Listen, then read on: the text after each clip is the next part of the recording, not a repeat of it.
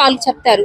ఈ మూడిట్లో నుంచి ఆమె లేడీ కానిస్టేబుల్ చెప్పలేదు, పోలీస్ కాల్ చేయలేదు, అట్లీస్ట్ పక్కన చాలా మంది ప్యాసింజర్స్ ఉంటారు కదా, వాళ్ళకి కూడా చెప్పకుండా ఈమె వెళ్ళి ఆయన ఇలా నట్ సైడ్ ఫేసింగ్ ఇలా రుద్దుకుంటూ తినే వీడియోలు. అసలు ఎవరన్నా జెంట్స్ వచ్చి ముట్టుకుంటే ఎవరన్నా లేడీస్ సైలెంట్ గా ఉంటారా? ఫస్ట్ పోలీసులు పిలిచిన పెద్దోళ్ళు చెప్పైనా ఫస్ట్ చేదరించుకుంటారు, తిడతారు, ఏదో ఒకటి అంటారు కదా, రియాక్ట్ అవుతారు. అసలు తను ఏం రియాక్ట్ అవ్వాలి, చక్కగా చిన్న స్మైల్ ఇచ్చేసి వీడియో తీస్తుంది. అంటే రేటింగ్ కోసం, మనీ కోసం ఇలా దిగజారిపోయి ఇప్పుడు దీని వల్ల ఒక అన్యాయంగా ఒక మనిషి చచ్చిపోయాడు కదా. ఇలాంటి వాళ్ళు ఇప్పుడు ఏం చేయాలి మరి? లేడీస్ కి చట్టాలు ఎక్కువైపోయి కొంతమంది దాన్ని మిస్యూజ్ చేసుకుంటున్నారు. సో ఇలాంటి వాళ్ళకి గవర్నమెంట్ కఠిన శిక్ష తీసుకోవాలి. బికాజ్ ఈమె కోసం ఒక లైఫ్ పోయింది. ఆయన హెడ్ ఆఫ్ ది ఫ్యామిలీ కదా, ఇప్పుడు వాళ్ళ పిల్లలు ఉండే ఉంటారు, వైఫ్ ఉండే ఉంటది, వాళ్ళందరినీ ఎవరు చూసుకుంటారు?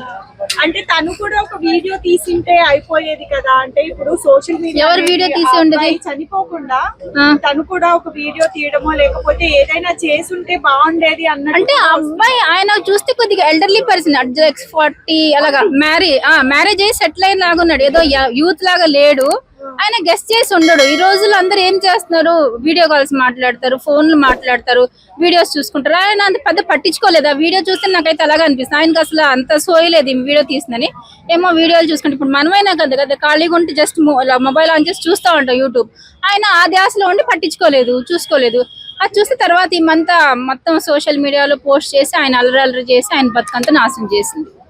ఓకే, ఇంకా ఇంకొక విషయం, ఈ ఇన్సిడెంట్ జరిగిన తర్వాత చాలా మంది అబ్బాయిలు కాటన్ బాక్సెస్ వేసుకొని వెళ్తున్నారు. మీరు చూస్తుంటే అంటే జెంట్స్ కి కూడా సేఫ్టీ లేకుండా పోయింది. అంటే లేడీస్ కి లాస్ ఎక్కువైపోయింది, ప్రొటెక్షన్ ఎక్కువైపోయింది, చట్టాలు ఎక్కువైపోయినాయి. లేడీస్ కి అన్యాయం జరిగినప్పుడు మాత్రమే ఆ చట్టాలని లేడీస్ యూజ్ చేసుకోవాలి. అంతేగాని ఎక్కువ చట్టాలు ఎక్కువ లాస్ పెట్టేసరికి దాన్ని కొంతమంది మిస్యూజ్ చేసుకున్నారు. ఈ అమ్మాయి అయితే క్లియర్ గా తెలుస్తుంది కదా, వీడియో చూస్తుంటేనే ఎవరు మనకి ఎక్స్ప్లెయిన్ చేయవచ్చు. ఈమె వెళ్ళి ఆయన మీద పడి ఇలా అటో తిరుగుంటే కూడా ఇలా సైడ్కి వెళ్ళిపోయి వీడియో తీస్తుంది. అది చాలా క్లారిటీ ఉంది. మిస్యూజ్ చేసుకున్నారు.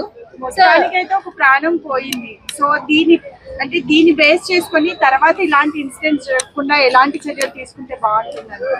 అంటే ఇప్పుడు ఎవరైతే అలా వైరల్ చేసిందో ఫస్ట్ ఆమెను తీసుకెళ్లి లోపల వేసేయాలి. నెక్స్ట్ తనకి బాగా ఎక్కువ పనిష్మెంట్ ఇవ్వాలి, లైఫ్ లాంగ్ పనిష్మెంట్. బికాజ్ అది ఈక్వల్ టు మర్డరే కదా. అప్పుడు మర్డర్ చేస్తే వాళ్ళకి లైఫ్ లాంగ్ పనిష్మెంట్ ఇస్తారు. ఇక మరి తన వల్ల ఒక మనిషి ప్రాణ నష్టపోయాడు కాబట్టి ఆమెకి బాగా గట్టి శిక్ష ఇవ్వాలి. మిగతా లేడీస్ కూడా ఆమెను చూసి దడవాలన్నమాట. అలాంటిది గవర్నమెంట్ ఏమైనా పనిష్మెంట్ ఇస్తే బాగుంటది. ఇక ఎందుకోసం అంటే ఇది ఇంతటితో ఎండ్ అవ్వదు. ఈవెన్ చూసి మళ్ళీ వేరే వాళ్ళు కూడా నేర్చుకుంటారు కదా, రాని వాళ్ళు కూడా ఐడియాలు వస్తాయి.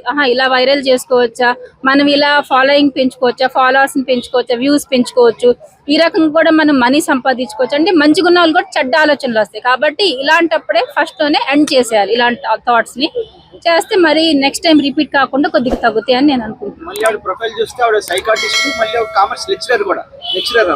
అదే లెక్చరర్స్ ది, టీచర్స్ ది పరువు తీస్తానికి ఇలాంటి వాళ్ళు ఉన్నారు. లెక్చరర్స్ అంత మాత్రం అందరు మంచిగా ఉండాలని కాదు కదా, అంత కూడా జ్ఞానం లేదు అతనికి.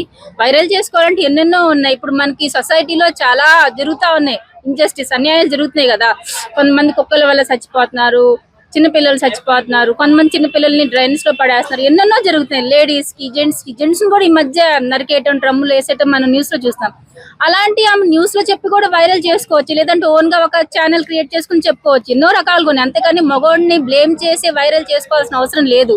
దానివల్ల ఆయన చనిపోయాడు కదా, చనిపోవటం అంటే మళ్ళీ ఆ ప్రాణాన్ని మనం తిరిగి తీసుకురాలేము, మనీతో కొనలేనిది ఏంటంటే ప్రాణం. సో ఇది క్షమించడానికి నేరం అన్నమాట. దీనికి గట్టి పనిష్మెంట్ ఇవ్వాలని నేను అనుకుంటున్నాను. Thank you.